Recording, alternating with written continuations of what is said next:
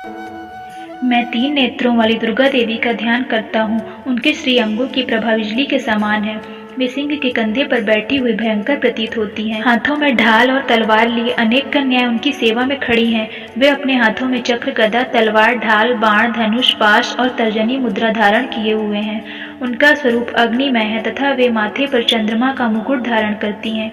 देवी बोली, देवताओं, जो एकाग्रचित होकर प्रतिदिन इन स्तुतियों से मेरा स्तवन करेगा, उसकी सारी बाधा मैं निश्चय ही दूर कर दूंगी। जो मधु कैटभ का नाश, महिषासुर का वध तथा शुंभ निशुंभ का संहार के प्रसंग का पाठ करेंगे तथा अष्टमी, चतुर्दशी और नवमी को भी जो एकाग्रचित होकर भक्ति पूर्वक मेरे उत्तम महात्म्य का श्रवण करेंगे, उन्हें कोई पाप नहीं छू सकेगा। उन पर पाप जनित आपत्तियां भी नहीं आएंगी। उनके घर में कभी दरिद्रता नहीं होगी तथा उनको कभी प्रेमी जनों के विछोह का कष्ट भी नहीं भोगना पड़ेगा। इतना ही नहीं, उन्हें शत्रु से, लुटेरों से, राजा से, शस्त्र से, अग्नि से तथा जल की राशि से भी कभी भय नहीं होगा।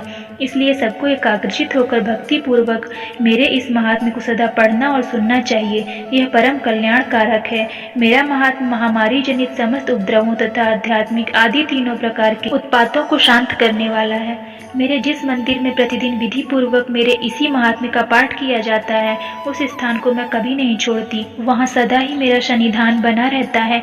बलिदान, पूजा, होम तथा महोत्सव के अवसरों पर मेरे इस चरित्र का पूरा पूरा पाठ और श्रवण करना चाहिए। ऐसा करने पर मनुष्य विधि को जानकर या बिना जाने भी मेरे लिए जो बलि, पूजा या होम आदि करेगा, उसे मैं बड़ी प्रसन्नता के साथ ग्रहण करूंगी। शरत काल में जो वार्षिक महापूजा की जाती है, उस अवसर पर जो मेरे इस महात्म्य को भक्ति पूर्वक सुनेगा, वह मनुष्य मेरे प्रसाद से सब बाधाओं से मुक्त तथा धन, धान्य एवं पुत्र से संपन्न होगा। इसमें तनिक भी संदेह नहीं है। मेरे इस महात्म्य, मेरे प्रादुर्भाव की सुंदर कथाएं तथा युद्ध में किए हुए मेरे पराक्रम सुनने से मनुष्य निर्भय हो जाता है। मेरे महात्म्य का श्रवण करने वाले पुरुषों के शत्रु नष्ट हो जाते हैं, उन्हें कल्याण की प्राप्ति होती है तथा उनका कुल आनंदित रहता है। सर्वत्र शांति, कर्म में बुरे स्वप्न दिखाई देने पर तथा ग्रह जनित भयंकर पीड़ा उपस्थित होने पर मेरा महात्म्य श्रवण करना चाहिए।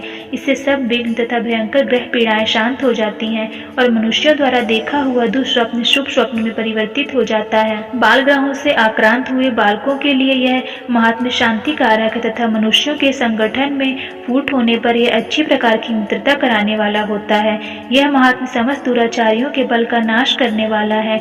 इसके पाठ मात्र से राक्षसों, भूतों और पिशाचों का नाश हो जाता है। मेरा यह सब महात्म्य मेरे सामीप्य की प्राप्ति कराने वाला है। पशु, पुष्प, अर्घ्य, धूप, दीप, गंध आदि उत्तम सामग्रियों द्वारा पूजन करने से, ब्राह्मणों को भोजन कराने से, होम करने से, प्रतिदिन अभिषेक करने से, नाना प्रकार के अन्य भोगों को अर्पण करने से तथा दान देने से आदि से 1 वर्ष तक जो मेरी आराधना की जाती है और उससे मुझे जितनी प्रसन्नता होती है, उतनी प्रसन्नता मेरे इस उत्तम चरित्र का एक बार श्रवण करने मात्र से हो जाती है। यह महात्म्य श्रवण करने पर पापों को हर लेता है और आरोग्य प्रदान करता है। मेरे प्रादुर्भाव का कीर्तन समस्त भूतों से रक्षा करता है तथा मेरा युद्ध विषयक चरित्र दुष्ट दैत्यों का संहार करने वाला है। इसके श्रवण करने पर मनुष्यों को शत्रु का भय नहीं रहता। देवताओं, तुमने और ब्रह्म ऋषियों ने जो मेरी स्तुतियां की हैं तथा ब्रह्मा जी ने जो स्तुतियां की हैं, वे सभी कल्याणमय बुद्धि प्रदान करती हैं।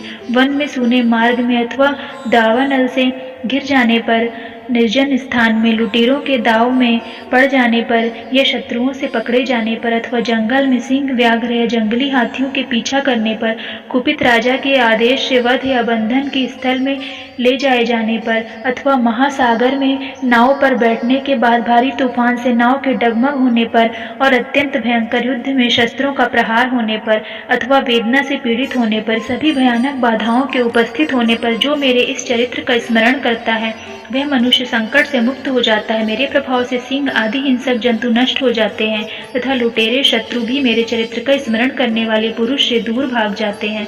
ऋषि कहते हैं, यूं कहकर प्रचंड पराक्रम वाली भगवती चंडिका सब देवताओं के देखते देखते ही वहीं अंतर ध्यान हो गई। फिर समस्त देवता भी शत्रुओं के मारे जाने से निर्भय हो पहले की ही भांति यज्ञ भाग का उपभोग करते हुए अपने अपने अधिकार का पालन करने लगे।